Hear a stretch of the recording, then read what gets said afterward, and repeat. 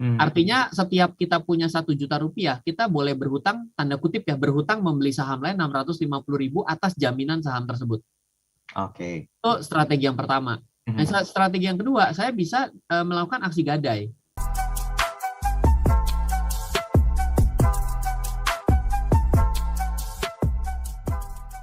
Ada orang yang mungkin berusaha untuk memulai sebuah bentuk investasi karena dia nggak punya modal, karena ada keterbatasan mungkin, atau jobless lah begitu, tapi tahu ilmunya. Ini realistik ya kira-kira untuk memulai sebuah investasi saham dengan hutang? Kalau dia tahu ilmunya dan dia berhutang, mungkin masih masuk akal. Kenapa? Oke. Karena yang namanya orang makin hari makin punya pengalaman dan makin pintar. Biasanya OPM, others people money. Jadi dengan Ah, berhutang kan OPM ya, others people money, yaitu adalah bank, yaitu adalah si broker itu sendiri yang dia hutangin. Jadi make sense. Tapi kalau dia tidak punya pengalaman, baru hari pertama pakai utang, itu lebih banyak unsurnya sebenarnya unsur perjudian yang tengah dilakukan. ya lebih gambling ya, karena modal nggak punya, belum lagi terjerat hutang, dan juga belum tahu kira-kira investasinya menguntungkan atau tidak gitu ya Mas Ryan. Iya, betul. Oke, oke. Mas, bicara masalah pengalaman Mas Ryan. Ini kan banyak orang yang mungkin ngerasa udah cukup pengalaman lah selama ini trading atau mungkin juga investasi saham, saya selalu cuan, selalu profit, selalu untung segala macamnya, sehingga memutuskan untuk berhutang. Ini hutang yang boleh dilakukan dalam artian yang produktif dan ideal itu ke siapa? Apakah lebih ke sebuah lembaga resmi, atau ya karena mungkin ngerasa belum bankable sehingga terlibatlah dengan pinjol atau peer-to-peer lending yang masih ilegal, atau bagaimana? Ya, pertama ya, ada banyak strategi ya. Ketika kita membeli saham, Mhm. biasanya saham kita itu sudah ada nilai nilai asetnya, nilai nilai haircut-nya. Hmm. Sudah bisa dijadikan sebagai sarana untuk berhutang untuk pembelian saham kita yang selanjutnya. Oke. Misal saya bicara ada saham-saham yang di Indonesia secara persentase itu memang besar, artinya nilainya tinggi. Mhm. Misal ya kita sebut saja beberapa saham dengan 3 teratas ya, yaitu Ya, adalah ya. Astra, BCA dan BRI. Mhm. Itu biasanya begitu saya membeli Astra dengan uang 1 juta, maka saya boleh membeli nilai aset lain dengan menggunakan Astra yang pertama saya beli itu senilai 650.000. Jadi saya tiba-tiba punya buying power lebih senilai 650.000 dengan saya sudah memiliki Astra. Mhm.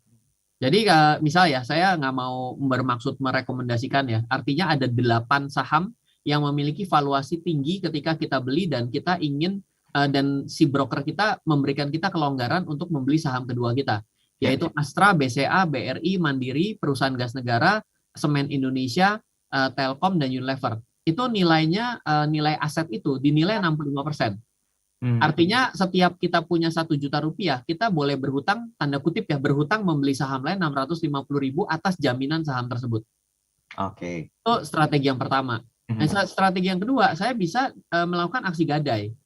Mhm. Jadi menggadaikan saham saya, dari gadai saham ini ya terserah mau Anda, kalau yang namanya gadai kan seperti orang gadai emas, gadaikan laptop, ya silakan mau digunakan beli saham lagi, Mhm. atau mau dibuat usaha juga bisa, karena saham kan aset.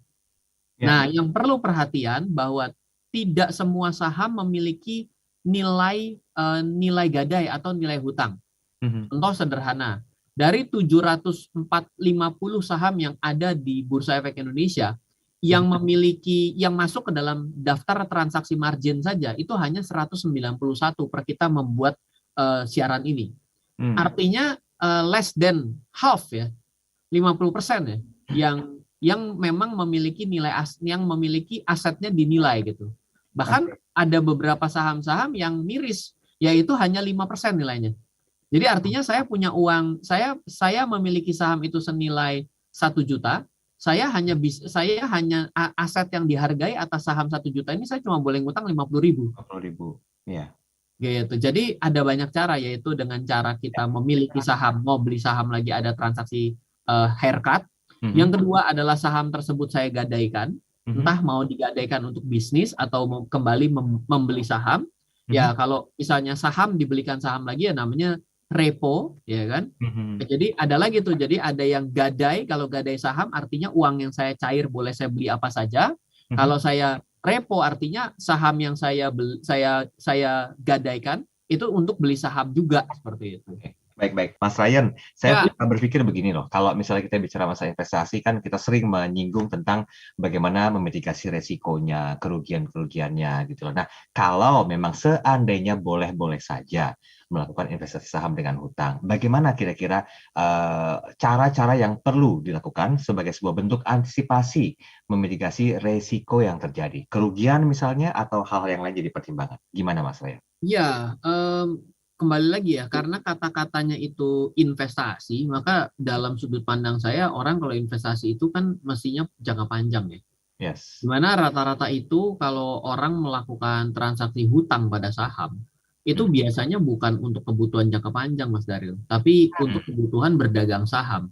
Oke. Nah, jadi kalau misalnya maksudnya adalah juga termasuk melakukan transaksi cepat, maka banyak orang memang dalam kesehari-harian ini memang banyak yang menggunakan transaksi margin untuk kebutuhan trading saham.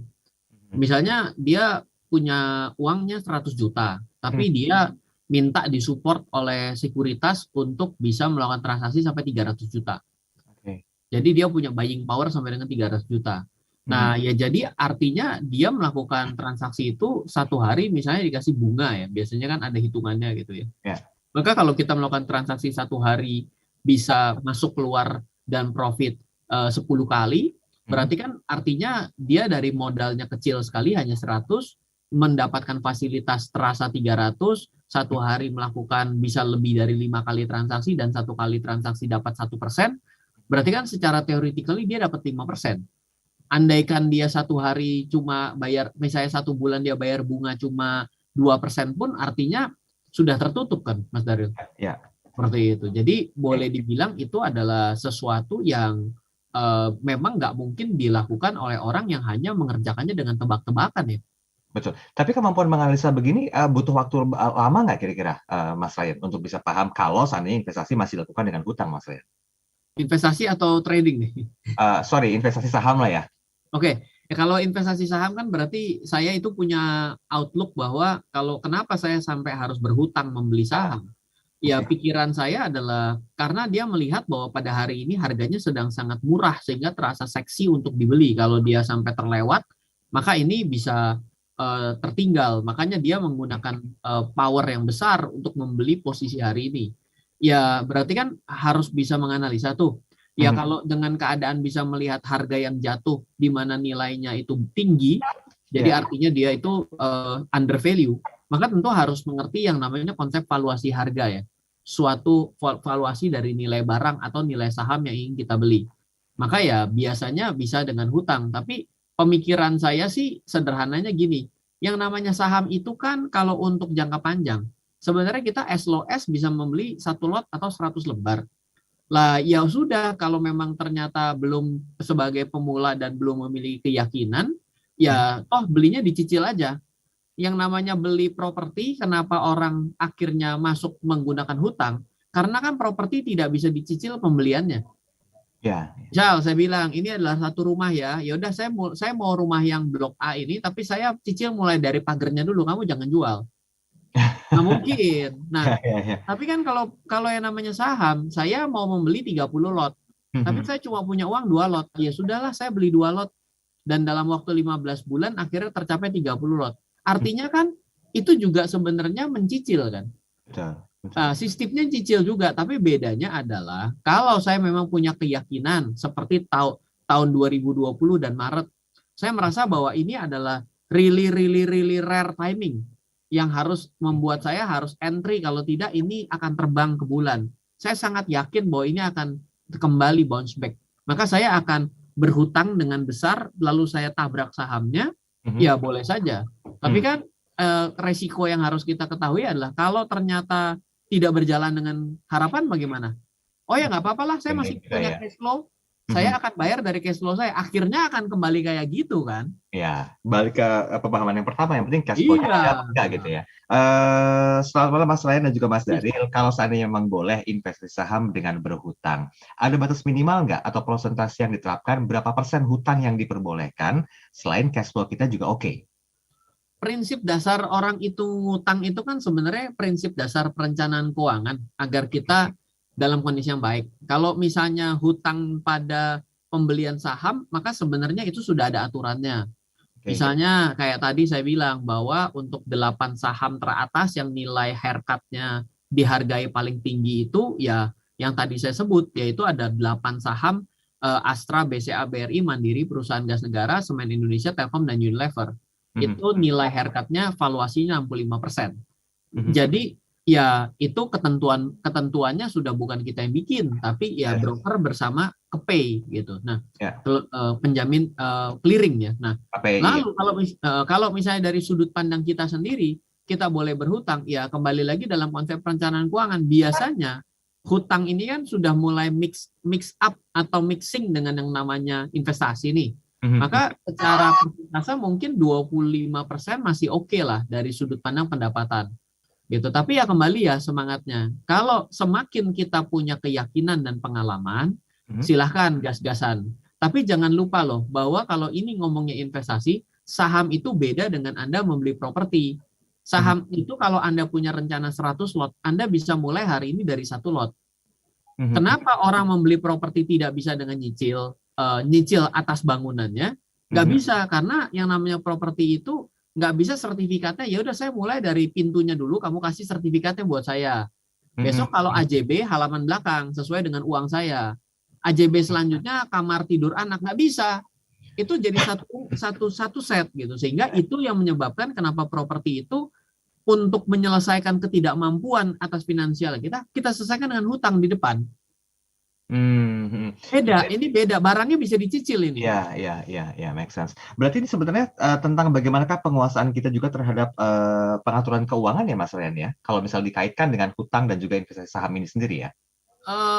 Menurut saya adalah memahami keunggulan, kelemahan, dan sifat setiap instrumen itu penting. Orang itu terlalu fokus mengenai harga murah dan mahal. Yes.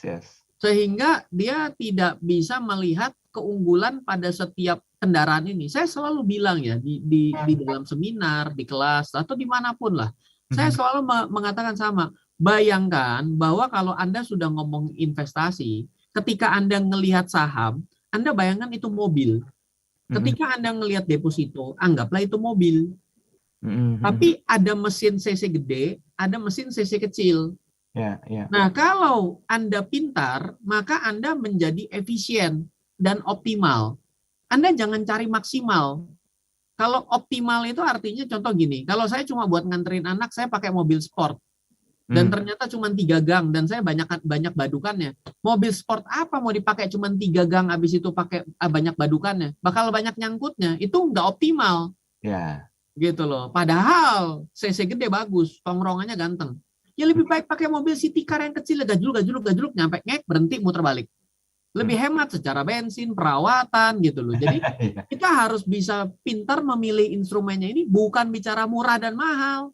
Tapi kita mesti mengerti bahwa ini akan menjadi kendaraan. Kalau ngomongin investasi nih, jangan diputar balikan dengan how to getting profit with stock market ya. Karena getting profit with stock market so many ways caranya. You can trading, you can invest, you can gambling, whatever. You can become bandar and bandit. So anything bisa dilakukan gitu. Ya.